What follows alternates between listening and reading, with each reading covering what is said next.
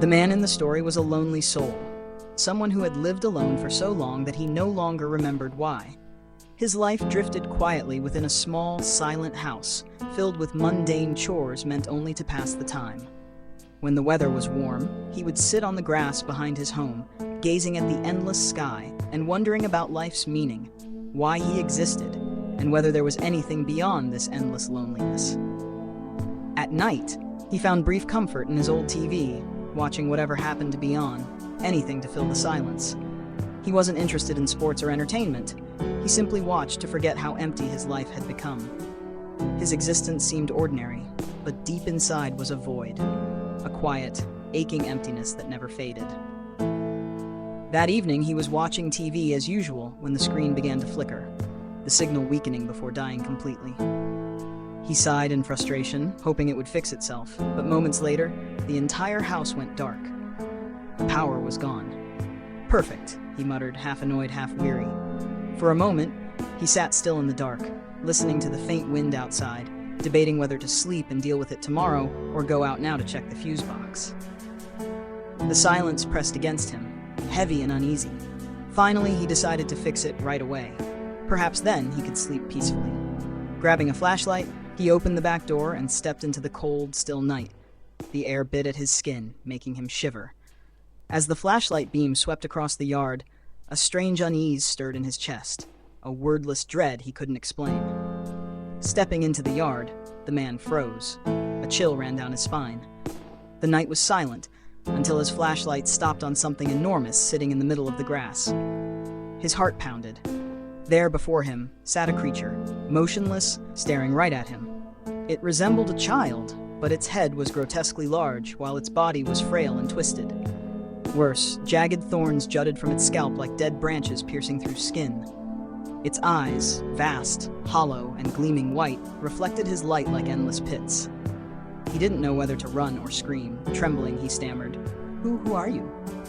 The creature tilted its head, studying him as though trying to understand. Seconds stretched into eternity.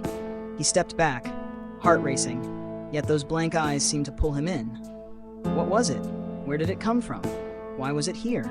There were no answers, only silence, and the haunting gaze of the thorned baby, something not born of this world, but from a darker, deeper place beyond human comprehension. The man stood paralyzed as the creature began to move. In its tiny hand, it held something that looked like a long stick, almost like a massive breadstick, slick with thick, glistening slime. The creature slowly brought it to its mouth, swirling it around, making a wet, sickening sound that turned his stomach. He watched in disbelief, unable to tell if it was eating, playing, or performing some strange ritual. Then, the creature pulled the stick out of its mouth, strands of mucus stretching like glue, and extended it toward him. An offering. The man recoiled, horrified. "Get away from me!" he shouted. The creature only tilted its oversized head, confused, its hollow eyes blank with innocent curiosity. Fear mixed with anger. "I said get out!" he yelled, voice cracking.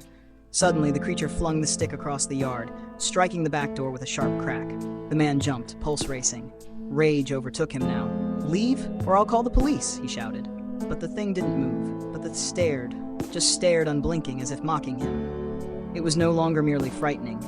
It was unnatural, unreal, like a living nightmare manifesting in his own backyard. The silence was unbearable. "Get out!" he screamed again, but still, nothing. It just sat there, watching him. His voice trembled. He felt absurd, yelling at a monstrous child under the moonlight. A twisted thought crossed his mind. What would he even tell the police? That a giant baby covered in thorns was trespassing? The absurdity of it nearly made him laugh, but fear held him frozen. Then, the creature moved. In a flash, it lunged forward, its enormous hand clamping onto his arm. He screamed and, acting on pure instinct, bit down hard. The taste of iron filled his mouth. The creature shrieked and released him. He stumbled to the ground, gasping.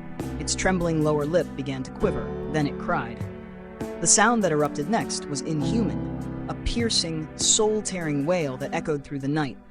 The air itself seemed to shake. Covering his ears, the man tried to stand, but the ground began to tremble beneath him. Something vast was coming. He looked up and froze. From the darkness above descended two gigantic hands larger than houses. They reached down, gently lifting the crying creature as though comforting a hurt child.